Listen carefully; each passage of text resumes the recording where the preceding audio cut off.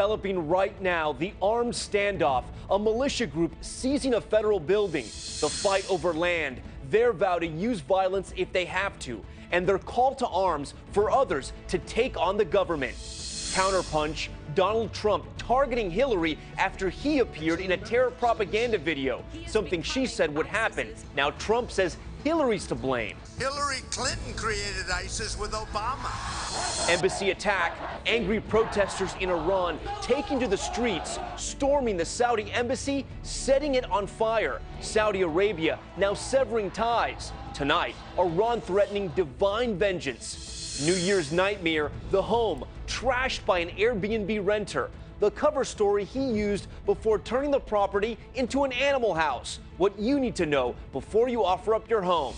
And greatest game, the college team losing their starting quarterback, falling way behind, then launching one of the biggest comebacks in bowl history. Did the winning coach's superstitious move give them an edge? This is ABC World News Tonight. And good evening. Thanks for joining us on this Sunday. I'm Tom Yamas, and we begin with that developing story, an armed occupation of government property by militia in Oregon. It began with a peaceful march, protesting land rights and the sentencing of 2 local ranchers convicted of burning federal land. But tonight, armed protesters have taken over a federal wildlife refuge, determined to stay as long as it takes and prepared to use violence, and leading the charge of family that is no stranger to facing down the feds. The FBI is watching very closely. Tonight, ABC's Neil Karlinski starting us off from Oregon. Tonight, dozens of armed militia members have seized a federal building, angry at the government. It is the duty of the people to put that government back in its place. The takeover following this rally yesterday. Militia marching through this remote, snowy area of Oregon. Now those inside say they are prepared to use force if necessary. Reporter Chris Liedl from our ABC affiliate KATU in Portland is at the standoff. I'm at the compound the militia has taken over. There appear to be 50 to 80 militia members here. They've blocked off the roads to the buildings they've occupied, and several militia members are carrying handguns. One of their grievances, the sentencing of 2 local ranchers for arson. They're in a dispute with the federal government over land rights. And the principles that we are here are based upon the Constitution of the United States. Bundy, along with his father, Nevada rancher Cliven Bundy, were involved in a standoff with the government over grazing rights 2 years ago. Now, Bundy says they have brought in generators and other supplies, preparing to hunker down, possibly for years. This refuge here is rightfully owned by the people. We intend to use it. Local schools have closed for the week, and the local sheriff urging people to stay away. Locals here fearful of an armed standoff. Bringing in a militant view, saying we're going to rise up if we don't get our way, we're going to use armed resistance. That's just not right. Those local ranchers wanted for arson say they plan to turn themselves in peacefully Monday morning, but that is unlikely to end this standoff. Authorities here are monitoring this closely, Tom. And we'll be watching it as well. All right, Neil, thank you. Let's turn to politics now. 4 weeks until the first state weighs in with the Iowa caucus. But Donald Trump is already looking beyond the primaries, taking aim at Hillary Clinton and making a bold accusation. ABC's Mary Bruce reporting in from the White House. Forget his Republican rivals. Tonight, Donald Trump is going full steam against Hillary Clinton, saying as Secretary of State, she spread terror, not diplomacy. Hillary Clinton created ISIS with Obama. Trump is also shrugging off his appearance in a recruiting video from the al-Qaeda affiliate al-Shabaab, which shows him calling for a ban on Muslims entering the U.S. Tonight, the Republican frontrunner says it comes with the territory. I mean, what am I going to do? I have to say what I have to say. And he's pointing a finger back at Clinton and her husband. Her husband is in a propaganda, part of ISIS's propaganda. I think it's an ISIS. And they really put him down as a degenerate. Citing this ISIS video. Fornicators, corporations. In New Hampshire today, Clinton laughed off Trump's latest charge. The Republicans seem to have a particular fixation on blaming President Obama and me for everything that happens in the world. I've noticed that.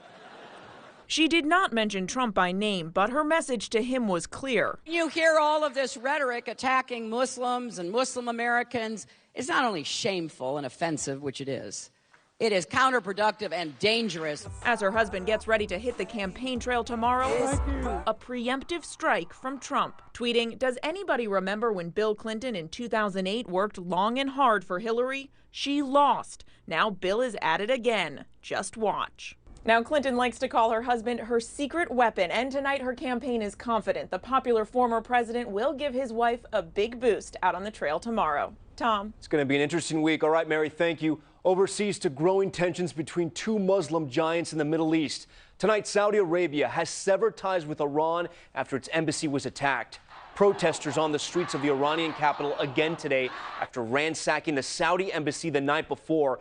But as ABC's Alex Marquardt reports, this conflict is centered around religion, but also around politics. Tear gas filled the air in mass protest outside a Saudi Arabian consulate in Iran as a mob stormed and torched the Saudi embassy in the Iranian capital. Protests spreading around the world. Today, angry chants and flag burning. Shiite Muslims outraged at the execution by Saudi Arabia of a prominent Shiite cleric, Nimr al-Nimr, who was tried on terrorism-related charges in the ultra-conservative, unforgiving Sunni kingdom.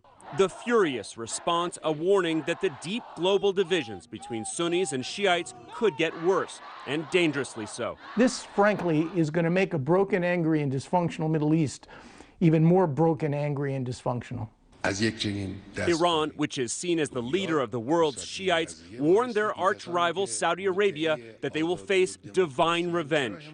From the pulpit, the outspoken cleric had railed against the Saudi royal family, accusing them, among other things, of mistreating Saudi Shiites. Human rights groups loudly criticized the cleric's arrest and trial. He was executed alongside 46 others, most of them accused al-Qaeda militants. The U.S. criticized the execution, saying it worsens the violent sectarian divide in the region. That has now gotten even deeper tonight, with Saudi Arabia just announcing it is cutting ties with Iran and ordering all diplomats out of the country in the next 48 hours. Tom? Alex Marquardt for us tonight. Alex, thank you. Tonight, Israel has indicted two Jewish extremists for an arson attack that killed an 18-month-old Palestinian boy and his parents back in July. One of the suspects confessed to tossing a firebomb through a window as the family slept.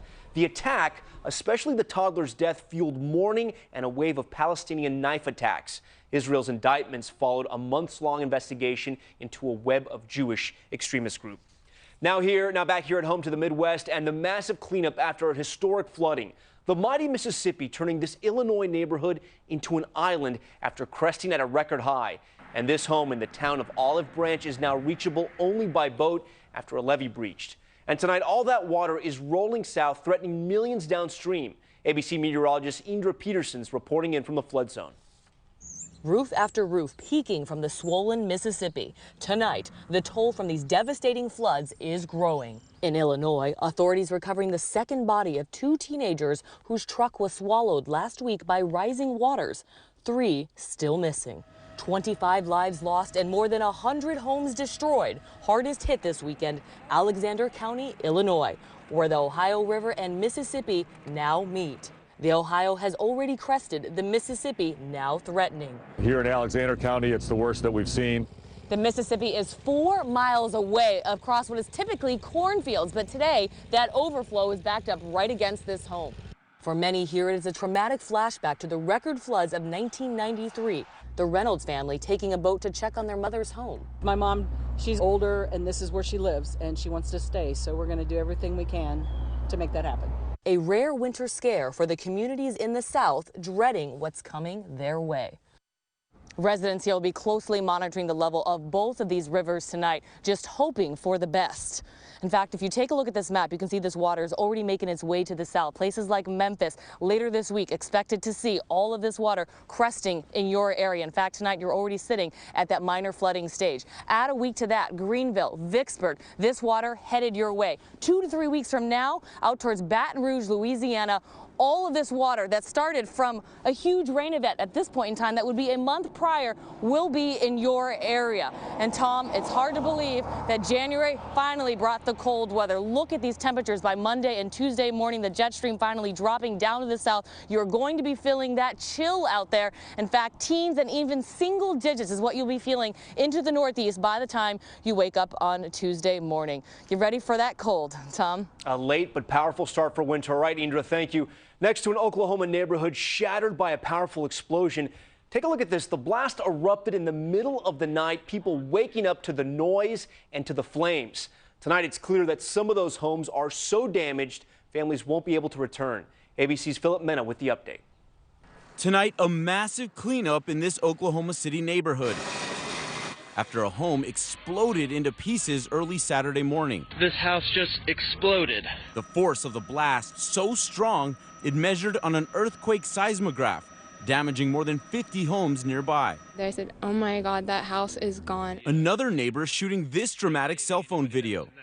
It's completely gone. That whole entire house is completely gone. Incredibly, a man sleeping inside that house survived.